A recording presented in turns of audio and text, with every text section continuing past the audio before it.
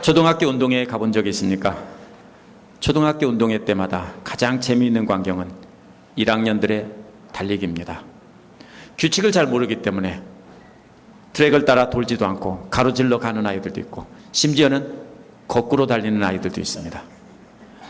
하지만 일어날수록 참 열심히 달리는데 모두가 웃으면서 박수치니까 더 좋아서 열심히 달립니다. 그런데 상을 받지 못합니다. 아무리 빨리 달려도 아무리 열심히 달려도 규칙을 지키지 않았기 때문에 상을 받지 못합니다. 오늘 말씀에도 이와 비슷한 비유가 숨겨져 있습니다. 오늘 말씀에 직접 나타나 있지는 않지만 모든 단어들이 다 운동경기라는 말과 관련 있는 말로 되어 있습니다. 그 비유를 이해하지 못하면 오늘 말씀을 이해할 수가 없습니다. 오늘 비유의 말씀은 구원에 이르는 길을 운동경기에 비유했습니다. 유대인들을 잘 훈련된 운동선수에 비유했습니다. 하지만 이들은 경기 규칙을 귀담아 듣지 않고 무작정 달리는 사람에 비유한 것입니다. 그러나 하나님이 말씀하신 경기는 달리기 경기가 아니라 그리스도라는 반석 위에 올라가는 경기였는데, 그리고 그 안에 머물면서 한 사람이라도 더 그 위로 올라오게 하는 경기였는데, 그것을 모르고 규칙도 안 듣고 저들은 무작정 달리다가 바위에 부딪혀서 이가 부러지고 코가 깨지고 이마가 깨진 사람들이라는 것입니다. 그것이 바로 이스라엘 사람이라는 것입니다. 저들은 하나님의 절대 주권을 인정하지 않고 자신들이 생각하는 규칙을 따라 무작정 달리기만 했던 사람들입니다. 바울은 하나님이 제시하신 규칙을 따라서 결승점으로 향해서 달려가야 한다는 것입니다. 목표를 향해 달려가야 된다는 것입니다. 첫 번째로는 안타까운 이스라엘의 모습이 30절에서 10장 1절까지 나와 있습니다. 첫 번째 장면은 경기 규칙도 모르고 무작정 달리다가 바위에 부딪혀서 중상을 입은 이스라엘을 보고 안타까워하는 모습입니다. 진흙덩어리인 주제에 자신들이 토기장인 줄 알고 하나님을 거역했던 유대인들이 씨만 남기고 다 멸망할 것이다. 이것이 지난주 말씀이었습니다. 반대로 이방인들은 예수 그리스도를 믿고 의롭다함을 얻었다는 것입니다. 수많은 사람들이 이런 엉뚱한 결과를 놓고 도대체 뭐라고 말해야 되겠느냐 하는 것이 오늘 말씀의 시작입니다. 뭐라고 말해야 되겠느냐, 질문이 아니라 뜻밖의 결과를 보여주면서 이스라엘의 회개를 촉구하는 것입니다. 뜻밖의 결과는 30절 31절에 나와 있습니다. 두 가지가 비교됩니다. 이방 사람들이 의를 얻었는데 믿음을 추구하지도 않은 이방 사람들이 의를 추구하지도 않은 이방 사람들이 믿음으로 의를 얻었으나, 반대로 율법을 추구한 이스라엘은 율법에 이르지 못했다는 겁니다. 여기서 추구한다는 말은 쫓아서 달려간다는 말입니다. 의롭다함을 얻으려고 열심히 쫓아가지도 않고 그냥 우두커니 서 있던 이방인들은 우두커니 서 있었습니다. 그런데 그리스도라는 반석에 올라가기만 하면 된다는 말을 듣고 수많은 이방인들이 올라가서 의를 얻었습니다. 여기서 이방인이라는 말 앞에는 관사가 없기 때문에 일부 이방인이라는 뜻입니다. 일부 이방인들이 구원을 얻었다는 뜻입니다. 일부 이방인들이 하나님 말씀만 듣고 의지해서 의를 얻었다는 말입니다. 얻었다는 말은 영어로 attain인데 문자적으로 이 뜻은 갑자기 확 움켜쥐었다라는 뜻입니다. 만약 어떤 부자가 여러분 앞에서 금화를 뿌린다면 어떻게 하겠습니까? 그리고 거저 가지라고 나눠준다면 어떻겠습니까? 혹시 남이 주워갈까봐 와락 움켜쥐지 않겠습니까? 이처럼 이방인들은 그리스도를 믿기만 하면 금화보다 더 귀한 영생을 얻는다고 이런 귀한 말씀을 들었기 때문에 이게 웬 떡이냐고 갑자기 와락 움켜진 겁니다. 하지만 유대인들은 의 자체를 쫓은 것이 아니라 의의 율법을 쫓았다고 했습니다. 하지만 결국은 율법에 이르지도 못했다는 것입니다. 이들은 마치 금화자를 가득 싣고 어떤 사람이 말을 타고 전속력으로 달려가는데 어떻게 하는 겁니까? 고무신 벗어들고 죽도록 따라가면서 저걸 쫓아가서 금화를 받겠다고 하는 사람과 똑같은 사람들입니다. 열심히 뛰기는 하는데 전속력으로 달리는 말을 따라갈 수 있는 사람은 지구상에 아무도 없습니다. 이런 우리의 약함을 아시고 하나님께서는 그리스도를 우리에게 보내셨습니다. 우리가 따라갈 필요 없이 그리스도께서 우리에게 직접 오셔서 영생이라는 금화를 나누어 주기로 하셨습니다. 값없이 나누어 주신 보물을 와락 움켜쥐기만 하면 되는데 저들은 신벗어 들고 무작정 뛰고 있는 것입니다. 그리고 자기들이 뛴 거리만큼 구원을 얻을 것이다, 이렇게 생각했던 것입니다. 그러다 지쳐서 그 율법의 목표에 이르지도 못한 채 털썩 주저앉아서 쉬고 있는 모습입니다. 31절의 끝부분에 이르지 못했다는 말은 사실 보면 개역성경에는 똑같은 말로 되어 있습니다. 앞에 그 얻었다는 말과 똑같은 말로 되어 있는데 사실은 이르지 못했다는 말은 어떤 지점에 도착하지 못했다는 말입니다. 이 단어가 신약성경에 몇 군데 쓰여졌는데요. 마태복음 12장 28절과 누가복음 11장 20절에는 천국이 왔다라고 할 때 썼습니다. 예수님께서 뭐라고 합니까? 천국이 이미 이르렀느니라 할 때 이르렀다는 말로 썼습니다. 또 데살로니가전서 2장 16절에는 하나님의 진노가 임했다라는 뜻으로 썼습니다.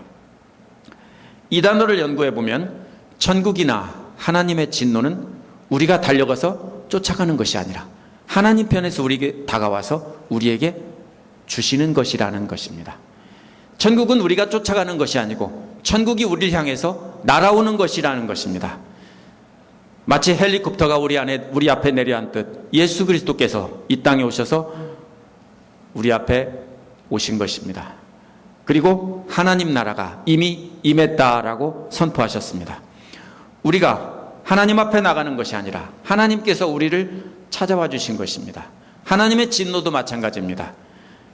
갑자기 불신자들 앞에 어느 날 갑자기 내려오시는 것입니다. 그래서 예수님께서는 그날이 도적같이 임한다고 했습니다. 근데 유대인들은 반대로 알았어요. 쫓아가서 잡아야 되는 줄 알았어요. 자기들이 거기에 도착해야 되는 줄 알았어요. 성경에서 하나님은 그게 아니야, 너희들은 가만히 있으면 하나님이 우리 편에서 와주신다는 겁니다. 바울은 이렇게 의롭다함을 얻은 이방인과 얻지 못한 유대인들을 비교를 했어요. 그리고 질문을 합니다. 32절에 뭐라고 합니까? 어찌하여 그렇게 되었습니까? 라고 질문했습니다. 유대인들의 문제점은 진단에서 병의 원인이 무엇인가를 알려주고 있습니다. 그 이유는 믿음이 아니라 율법으로 의를 얻으려고 했기 때문이라는 것입니다. 헬기 타고 우리 앞에 내리시는 예수님이 계셨습니다. 오셔서 그냥 그 말을 나눠주시면서 받으라고 했는데 받지는 않고 그렇게 값진 것을 어떻게 그렇게 쉽게 받을 수 있느냐? 내가 노력해서 받겠다 하고 죽도록 쫓아가는 모습입니다. 맨발로 아무리 뛰어도 소용이 없습니다. 하나님께서는 우리에게 와서 거저 주시기로 하셨는데 저들은 자기가 노력해서 받겠다고 열심히 뛰고 있는 것이 바로 병의 원인입니다. 믿음이 아니라 율법으로 얻으라고 한 결과가 어떻게 되었습니까? 그 다음에 나옵니다. 걸림돌에 걸려서 넘어졌다라는 것입니다. 걸림돌에 걸려서 넘어졌다는 말은 천천히 걸어가다 넘어졌다는 뜻이 아닙니다. 걸어가다 넘어지면 조금 다치죠. 저들은 어떻게 합니까? 빠른 속도로 달려가는 말을 쫓아가기 위해서 그걸 잡으려고 죽도록 뛰어가다가 보지도 않고 죽을 힘을 달려가다가 돌에 걸려서 넘어졌다는 얘기입니다. 살살 넘어졌겠습니까? 운동의 법칙을 아십니까? 속도만큼 충격이 더해지는 것입니다. 그래서 그 돌도 작은 돌이 아니라 거대한 바위입니다. 그 바위에 내던져져서 마치 개구리처럼 뻗었을 것입니다. 죽지는 않았겠지만 심각한 중상을 입었다는 모습입니다. 이 돌이 무엇을 뜻합니까? 고린도전서 1장 23절에 보면 십자가의 그리스도라고 말합니다. 유대 사람들에게는 거리낌이라고 했는데 거리낌이라는 말 자체가 뭡니까? 걸려 넘어지는 돌이라는 뜻입니다. 따라서 걸림돌이란 십자가의 그리스도를 뜻합니다. 유대인들에게 십자가의 그리스도가 걸림돌이 되었다라는 말입니다. 그래서 박살났다는 뜻입니다. 하지만 달리지도 않았던 이방인들은 기쁜 소식을 믿었습니다. 달리지 않았기 때문에 부딪혀 넘어질 일이 없습니다. 그 바위에 올라가면 된다고 하니까 올라가서 그 바위를 의지하고 살면 영생을 얻는다고 하니까 기쁨으로 그 위에 순종해서 올라간 것입니다. 유대인들에게는 뭡니까? 중상을 입힌, 데미지를 입힌 바위인데 이방인들에게는 뭡니까? 구원에 이르는 반석이 된 것입니다. 유대인들은 왜 부딪혔습니까? 그들의 시야가 좁아서 못 본 것입니다. 자기들이 정한 그 수없는 율법에만 시선이 꽂혀 있기 때문에 다른 것은 안 보인 거예요. 안 들린 겁니다. 그래서 바울은 이사야 8장 14절을 인용하면서 하나님께서 이미 경기규칙을 알려주셨다는 것입니다. 하나님은 이미 선수들을 모아놓고 앞에 큰 바위가 있다라고 말씀하셨습니다. 근데 유대인들은 귀 꽉 막고 큰 바위가 있건 말건 나는 내가 뛰어서 1등 할 거다 하고서 뛸 생각만 하고 있고 그 나머지 말은 안 들은 겁니다. 하나님께서 뭐라 하겠습니까? 그 바위에 올라서서 서는 사람에게 상을 주겠다라고 했는데 저들은 듣지도 않고 자신들은 이미 다 안다며 무시한 것입니다. 내가 달리기 한두 번 해봤냐 하면서 한 것입니다. 마치 또 뭐와 같습니까? 디투어라는 경고판을 달았는데 무작정 자동차를 몰아서 바위덩어리나 공사 중인 중장비에 부딪혀가지고 박살난 사람과도 같습니다. 왜요? 내가 달리기 한두 번 해봤냐? 내가 운전 한두 번 해봤냐? 내가 이 길을 수도 없이 다녔다고 해서 보지도 않고 그냥 달려서 박살난 것입니다. 저들은 전문가입니다. 하나님 말씀의 전문가이기 때문에 자기들이 안다라는 겁니다. 이 경고의 내용은 무엇이었습니까? 하나님께서 시온에 넘어지게 하는 돌과 부딪히게 하는 바위를 놨다는 겁니다. 이 말이 무슨 말입니까? 이스라엘 사람들에게 디투어 간판을 딱 달아서 보여준 것입니다. 그리고 무작정 달리지 말고 그 위에 올라가라 라고 알려주신 것입니다. 시온이란 뭡니까? 예루살렘을 뜻합니다. 특별히 하나님의 성전이 있는 시온산을 말하는 것입니다. 돌이란 구약에서 왕이신 메시아의 오심을 뜻합니다. Stone means a symbol of royal messianic fulfillment. Stone means Jesus Christ. 마가복음 12장 10절에 보면 시편 118편 22편을 인용했는데 집 짓는 사람들이 내버린 돌이 집 모퉁이의 머릿돌이 되었다라고 했습니다. 이는 뭡니까? 예수 그리스도를 상징하는 말입니다. 또 고린도전서 3장 11절에 보면 아무도 이미 놓은 기초이신 예수 그리스도밖에는 다른 기초를 놓을 수 없다라는 것입니다. 이것도 역시 돌을 뜻합니다. 예수 그리스도라는.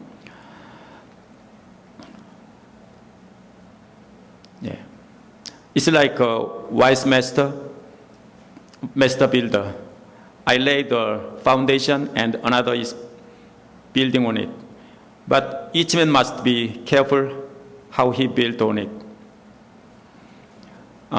바위란 rock means in Greek Petros. In English Peter. 바위란 반석이라는 뜻입니다.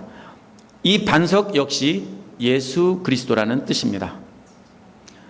하나님께서 시온에 그리스도라는 반석을 이미 놓았다는 것을 알고 그 반석을 믿고 그 위에 올라서는 자는 부끄러움을 당하지 않을 것이다. 이것이 시편과 이사야에서 말씀하신 예언입니다. 그런데 저들은 경고를 무시하고 달려가다가 걸려서 넘어져서 코가 깨지고 이마가 깨지고 그러고서 뭡니까? 부끄러움을 당했습니다. 그래서 뭐라고 했습니까? 거기에 부끄러움을 당하지 않을 것이라고 했습니다. 말을 듣고 예수 그리스도라는 반석에 올라가는 사람은 부끄러움을 당하지 않는데 그거 모르고 무시하고 막 달려다가는 부딪혀서 넘어져서 모든 사람 앞에서 웃음거리가 되고 부끄러움을 당할 것이다. 이 말이 바로 인용한 말씀입니다. 왜 이렇게 경고했는데도 왜 바위에 헤딩해서 박살났습니까? 그 원인이 뭡니까? 예수님 때만이 아니에요. 바울 때만이 아니고 이사야 때부터 그랬어요. 지금도 그래요. 왜 그럴까요? 그 원인은 유대인들의 교육에 있습니다. 유대인들은 어린 소년들에게 아주 꼼꼼하게 구약을 가르치고 뿐만 아니라 유대교 전승을 주의 깊게 가르칩니다. 구약보다 더 열심히 가르치는 것은 유대교의 전승입니다. 유대교 전승들은 주로 바벨로니아 포로 이후에 만들어진 것입니다. 하지만 그 가르침 자체가 구약 성경과 어긋나는 내용들이 대부분입니다. 많은 내용입니다. 바벨론 포로 이전에는 제사장들이 이스라엘의 리더였습니다. 하지만 포로기 이후에는 회당에서 이러한 전승을 가르치는 랍비들이 리더가 되었습니다. 가르침을 중시하다 보니까 랍비들이 특별한 존경을 받았습니다. 존경을 받다 못해 나중에는 저들이 하나님 자리에까지 앉았습니다. 그래서 예수님께서 이러한 랍비들을 책망하신 겁니다. 유명한 랍비들은 무덤조차 공경의 대상이었습니다. 그러나 저들은 하나님 말씀의 본뜻에는 귀를 기울이지 않았습니다.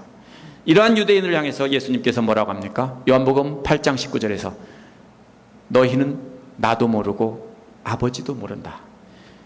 You know neither me nor my father.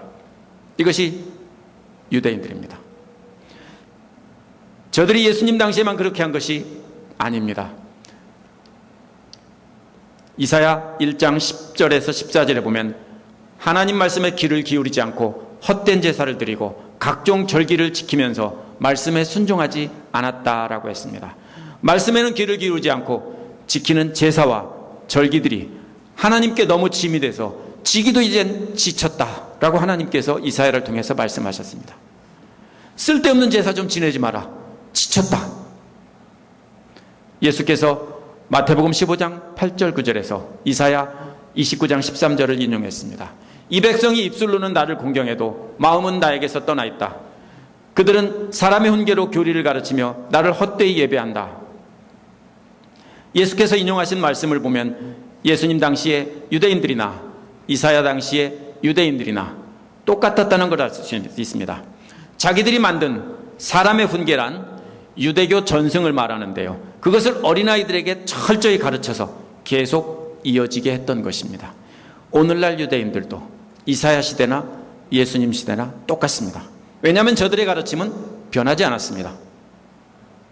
이처럼 변함없는 이스라엘의 가르침에 대해서 주이시 크리스찬 샌포드 밀은 다음과 같이 말했습니다.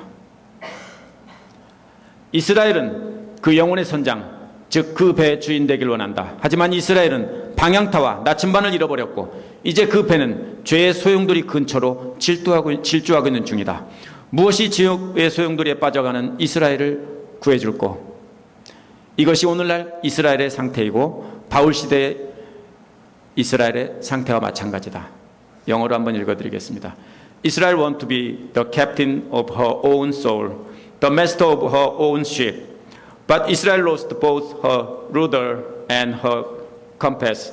And now with her vessel of state careering about in a maelstrom of sin, what is to save her from being drawn into the vortex of hell? Yet this is the condition of Israel today, even as it was in Paul's day. 이것이 이스라엘의 상태입니다. 참 놀라운 것은 뭡니까? 이사야 시대부터 바울 시대를 거쳐 오늘날까지 이스라엘은 완벽하게 똑같습니다. 한 번도 변하지 않았습니다. 이것은 어린아이 때부터 유대교 전승을 철저하게 가르칩니다. 지금도 이스라엘에 가면은 예루살렘 성전에다가 이마에다가 성경 구절을 붙이고 팔뚝에다 붙이고 그러면서 어린아이들에게 그걸 돌리게 시키고 전승을 지키게 시키고 절기를 지키게 시킵니다. 어린아이들은 하얀 천과도 같습니다. 어릴 때 물들기는 쉽지만 한 번 물들면 지울 수가 없습니다. 이것을 보면 어릴 때 신앙교육이 참 중요하다는 것을 알 수 있습니다. 하지만 교회에서 교육하는 것만으로는 아무것도 못합니다. 일주일에 잠깐 한두 시간 가지고 뭐를 합니까? 여러분이 가정에서 시범을 보이고 여러분이 기도하고 여러분이 가르쳐야 합니다. 여러분이 하나님을 의지하는 모습을 가르쳐줘야 그 아이들이 변화돼서 예수님을 따릅니다. 한때는 떠날 수 있습니다. 그러나 여러분의 모습을 보고 자란 어린아이들은 절대로 떠나지 않습니다. 이처럼 안타까운 이스라엘을 향해서 바울은 10장 1절에서 진심 어린 호소를 하고 있습니다. 10장 1절을 함께 읽고 바울의 마음을 알아보겠습니다. 형제자매 여러분, 내 간절한 소원과 내 동족을 위하여 하나님께 드리는 기도의 내용은 그들이 구원을 얻는 일입니다. 형제자매라고 했지만 원래는 형제들합니다. 개인적으로 친밀한 관계를 나타내는 말입니다. 유대인을 향해서 하는 말입니다. 바울이 이는 유대인들에게 어떠한 적대감도 가지고 있지 않다라는 말입니다. 바울은 두 가지 소원을 말하고 있습니다. 두 가지를. 하나는 간절한 소원이고 하나는 기도입니다. 간절한 소원이란 말은 선한 뜻이란 말입니다. 내 마음이란 내면적 자아라는 뜻인데요. 따라서 이 말은 내 마음속 깊은 곳에 있는 선한 뜻이라는 말입니다. 간절한 소원이란 말은요. 마음속 깊은 곳에 내가 선한 뜻을 품고 있다. 이것은 단순히 내 감정이 울컥한다는 뜻이 아닙니다. 내 전인격적인 자아가 그것을 간절히 소원하고 있다라는 말입니다. 다시 말하면 2주 전에 진짜야?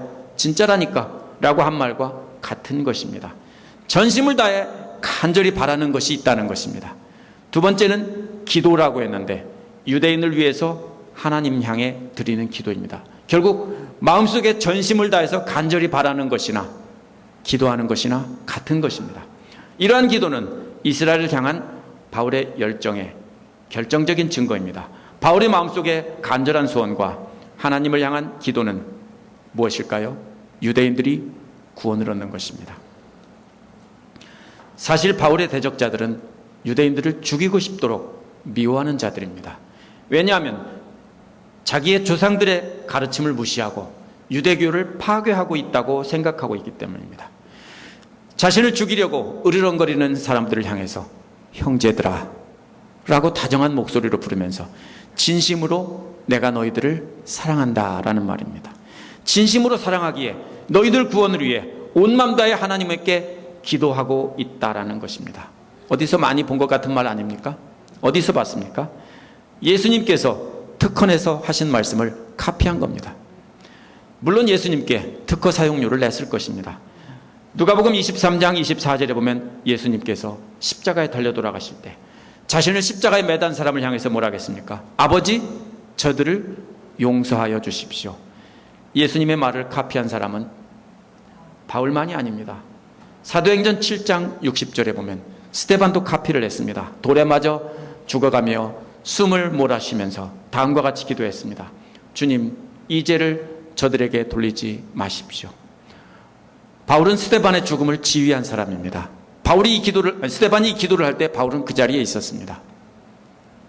죽어가는 스데반이 한 기도를 지금 흉내내고 있는 것입니다. 그래서 지금 자신을 죽이려고 하는 사람들을 위해서 애타는 심정으로 기도하고 있습니다. 아버지, 저들을 구원해 주세요. 저들은 뭣도 모르고 달려가서 지금 중상을 입었어요. 저들을 구원해 주세요. 이렇게 말하는 것입니다. 저와 여러분도 예수님과 스데반과 바울을 카피해야 됩니다. 믿는 자들은 예수님과 바울과 스데반처럼 그렇게 기도해야 됩니다. 우리는 알면서도 믿지 않고 오히려 대적하는 사람들을 위해서 안타깝게 기도해야 합니다. 두 번째로는 무지한 이스라엘의 모습이 나옵니다. 10장 2절에서 4절입니다. 1절, 2절 사이에 원어에는 왜냐하면이라는 말이 있습니다. 이 말은 왜 그렇게 이스라엘을 위해 간절히 기도하는가 하면 이런 말입니다. 그러면서 하는 말이 나는 증언한다는 것입니다. 이 말은 자신도 분명히 전에 그런 잘못을 저질렀고 경험했기 때문에 너희들 입장을 잘 안다는 것입니다. 자기가 분명히 겪었기 때문에 자신의 과거 경험과 예수 그리스도를 영접한 경험을 증거할 수 있다라는 말입니다. 그 다음에 나오는 말은 저들의 잘못된 점을 증언하는 것입니다. 하나님을 섬기는데 열성은 있다는 것입니다. 하지만 그 열심이긴 한데 뭐가 없습니까? 지식이 없다는 겁니다. 다시 말하면 경기규칙도 모르고 무작정 열심히 달리기만 한다는 것입니다. 마치 포레스트 검프처럼 무작정 달린다는 것입니다. 그런데 유대인들이 그 영화의 주인공보다 더 위험한 것은 보지도 않고 달린다는 겁니다. 오늘날 자살폭탄 테러하는 사람들도 바울 당시 이런 유대인들과 비슷합니다. 변하지 않았어요, 저들은. 올바른 지식이란 하나님이 세우신 목표를 알고 경기 규칙을 아는 것입니다. 어디가 결승선인가? 우리가 어디로 가야 되는가? 우리는 where should we go? 어디로 가야 하는지, 우리가 무엇을 지켜야 되는지 아는 것이 바로 올바른 지식입니다. 유대인들은 하나님이 선포하신 규칙은 듣지도 않고 자기들이 세운 규칙을 따라서 무작정 달리면 구원을 얻는다고 한 것입니다. 이러한 사람을 향해서 종교개혁자 켈빈도 다음과 같이 말했습니다. 하나님의 의를 얻는 첫 단계는 우리가 소유한 의를 포기하는 것이다. Reformer Calvin said, "The first step to obtaining the righteousness of God is to renounce our own righteousness." They did not submit to God's righteousness. 뭡니까? 켈빈도 똑같은 말을 했습니다. 자기들이 세운 의를 복종하는 겁니다. 오늘날은 전혀 상관없는 말이라고 생각합니까?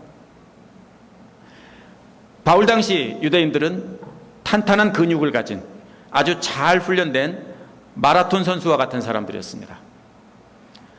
이에 비해서 이방인들은 배만 불룩 나오고 한 번도 제대로 풀코스 달려본 적도 없는 그냥 보통 아저씨들과 같은 사람이었습니다. 어린아이 손잡고 한번 마라톤 참가하는 데가 있다 하고서는 그냥 달리러 나온 사람들과 같은 사람들이었습니다. 모두가 출발선에 서 있습니다. 근육이 탄탄한 마라톤 선수와 배가 불룩 나온 아저씨와 어린아이와 함께 다 출발선상에 떼거리로 몰려 서 있습니다. 어땠을까요? 유대인들은 함께 몸을 풀며 보고서 뭐라 하겠습니까? 너희들은 잽도 안 된다 하면서 비웃었을 겁니다. 그런데 하나님은 마라톤 풀코스를 달리는 자에게 상을 준다고 하지 않고 예수 그리스도를 믿고 그 반석 위에 올라서기만 하면 상을 준다고 선언을 했습니다.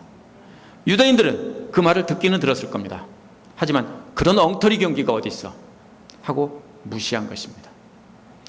유대인들은 자신들이 그동안 훈련해온 것처럼 해야 구원을 얻는다고 믿었기 때문입니다. 만약 반석 위에 올라가기만 한다면 자신들이 그토록 죽도록 훈련한 것이 배불뚝이 아저씨와 자기와 무슨 차이가 있느냐는 것입니다. 하지만 억울해도 할 수 없습니다. 하나님께서 규칙을 선포하신 이상 그것은 자기들이 해왔던 경기 규칙을 포기해야 하는 것입니다. 그리고 하나님께서 선포하신 경기 규칙에 따라가야 하는 것입니다. 그래서 바울은 빌립보서 3장 9절에서 그리스도라는 반석 안에 있는 사람으로 인정받고 싶다. 율법에서 생기는 의가 아니라 그리스도로 말미암아 오는 의, 곧 믿음에 근거해서 하나님으로부터 오는 의를 얻고 싶다고 했습니다. 자기가 받겠다는 게 아닙니다. 하나님으로부터 오는 것을 얻고 싶다라는 것입니다. 그리스도 안에 있으려면 그 반석을 믿고 그 반석 위에 서야 그 커다란 반석 안에 머무는 것입니다. 바울도 경기 규칙을 버리고 하나님의 경기 규칙에 따르기로 작정했습니다. 그것이 바울의 회심입니다. 하나님으로부터 오는 의의 면류관을 받고 싶기 때문입니다.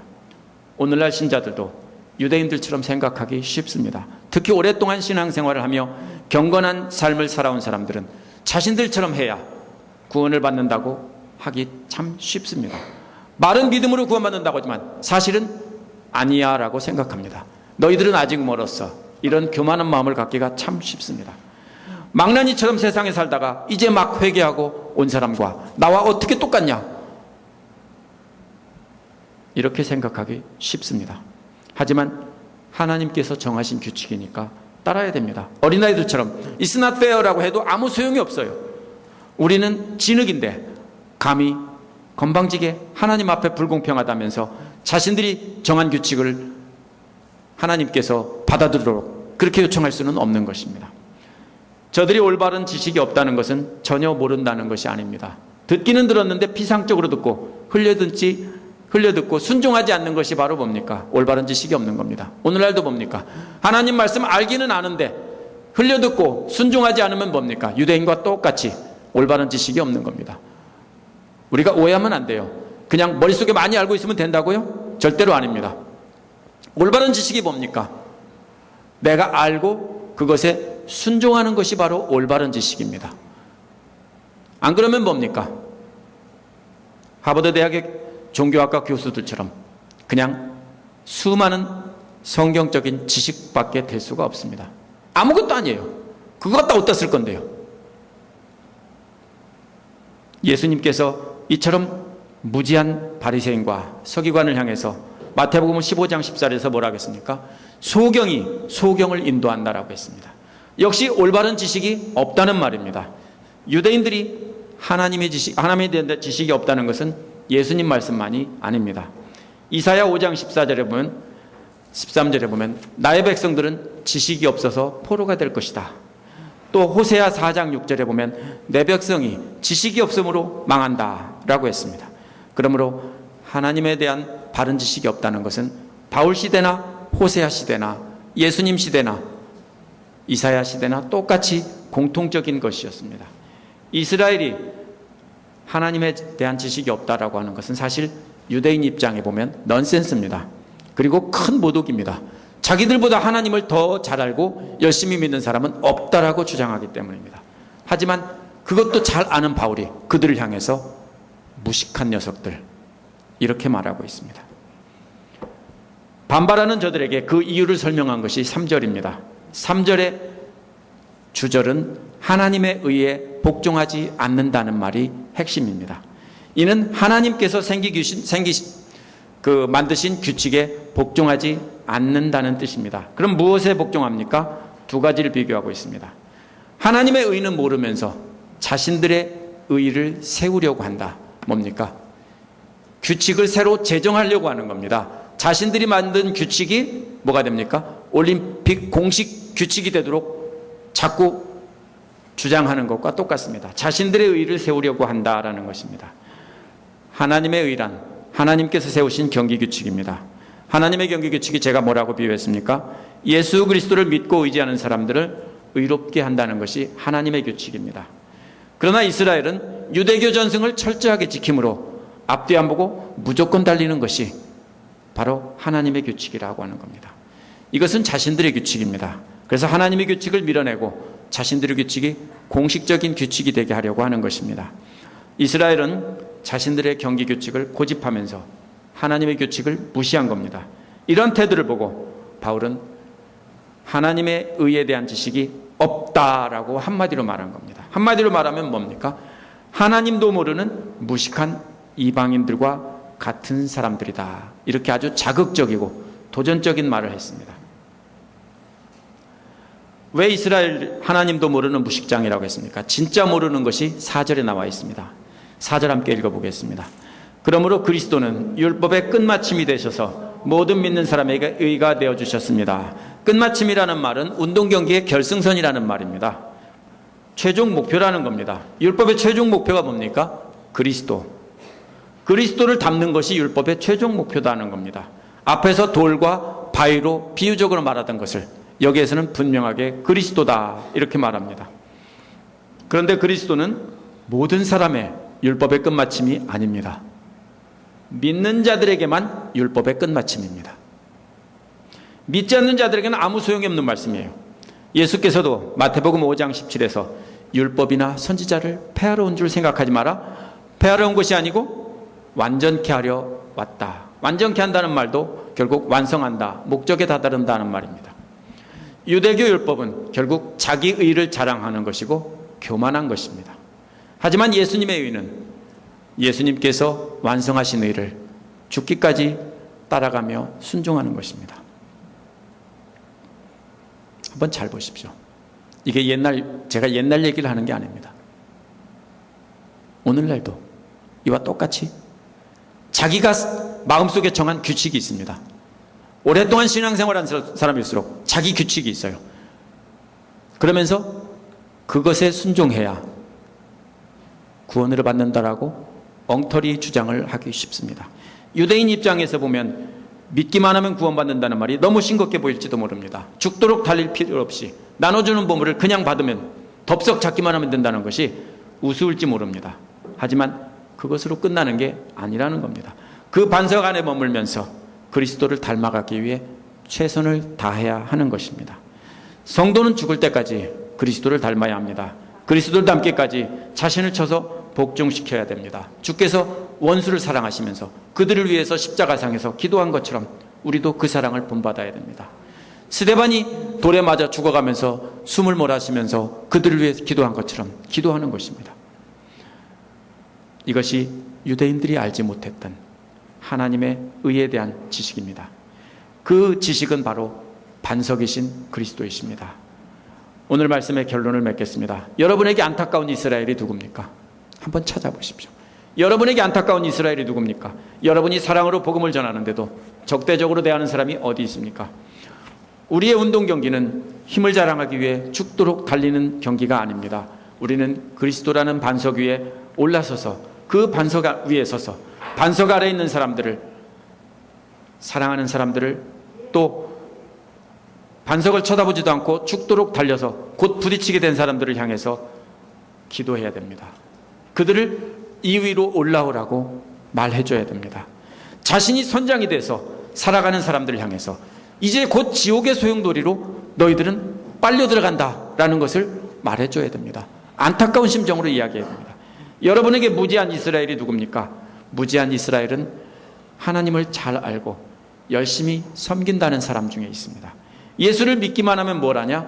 착하게 살아야지 라고 말하면서 예수 믿으면서도 아직도 도덕적으로 뒤떨어지는 사람들을 완전 무시합니다. 무지한 자들입니다. 한마디로 말하면 뭡니까? 무식한 자들입니다. 예수님은 도덕적으로 완성되지 못한 그 사람들을 향해서 사랑하고 발을 씻겨주고 그들을 섬기면서 그들을 안아줬습니다. 근데 우리는 뭔데? 제가 여러분이 뭔데? 아직 모자란다고 손가락질하고 정죄합니까? 우리가 뭔데? 예수님께서 정하다 하시고 의롭다 하시고 구원하신다고 하셨는데 우리가 뭔데 우리 기준으로 함부로 판단합니까? 그렇게 함부로 판단하는 사람이 전부 바로 무식한 무지한 이스라엘입니다. 하나님 말씀이 본래 뜻이 무엇인지 우리 마음 깊이 새기시기 바랍니다. 하나님께서는 예수 그리스도를 통해서 하나님 앞에 나오는 자를 의롭다 하기로 정하셨습니다. 여러분 주변에 무지한 자에게 그리스도의 사랑을 가르치시기 바랍니다. 그리스도라는 반석 위에 올라서서 머물면 그 안에 머물면서 그리스도를 닮아가면 그 지식과 그 사랑이 여러분을 변화시키고 또 그 변화된 삶을 담대히 증거하는 것입니다. 이것이 바로 하나님의 경기 규칙에 순종하는 것입니다. 우리는 완성된 것이 아니에요. 예수 그리스도가 목표이고 거기까지 우리는 나가는 것입니다. 하나님의 경기 규칙에 순복하는 저와 여러분 되시기를 바랍니다. 기도하겠습니다.